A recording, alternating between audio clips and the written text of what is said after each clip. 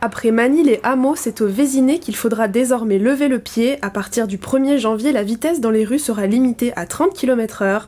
Ce changement a pour but d'améliorer la sécurité routière, de réduire les nuisances sonores et de permettre une meilleure cohabitation avec les piétons et cyclistes. Les routes départementales restent quant à elles à 50 km/h. Le porte-monnaie des Mantais va être mis à rude épreuve en 2023. Pour faire face à l'inflation et la hausse des tarifs, la ville de Mantes-la-Jolie va réévaluer de 3,5% la quasi-totalité de ses tarifs municipaux. Cela concerne par exemple la localisation des salles communales, l'accès aux lieux et activités culturelles ou encore les concessions funéraires. Une erreur administrative qui coûte cher à l'AS Poissy. En une semaine, le club qui était sur le podium du groupe A de National 2 a perdu 7 points sur le nouveau classement publié par la Fédération française de foot. En cause, les certificats médicaux figurant sur les demandes de licence 2022-2023 de 2 joueurs qui ne présenteraient pas les garanties d'authenticité nécessaires.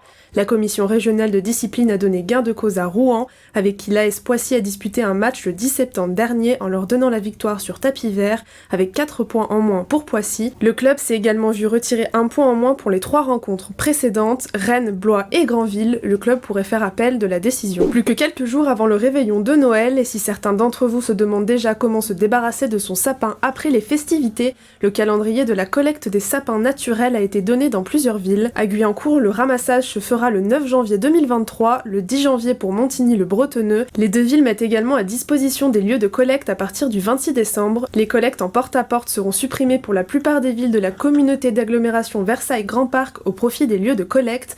Plus de renseignements sur le site internet de votre ville. Et enfin, pour ceux qui seraient inquiets quant au bon déroulement de la tournée du Père Noël, pas de panique, le maire de la ville de Benne vient de signer un arrêté. Les bornes de recharge électrique de la ville seront exclusivement réservées au Père Noël dans la nuit du 24 au 25 décembre. Toutes les personnes stationnant devant les bornes verront leur véhicule transformé en traîneau.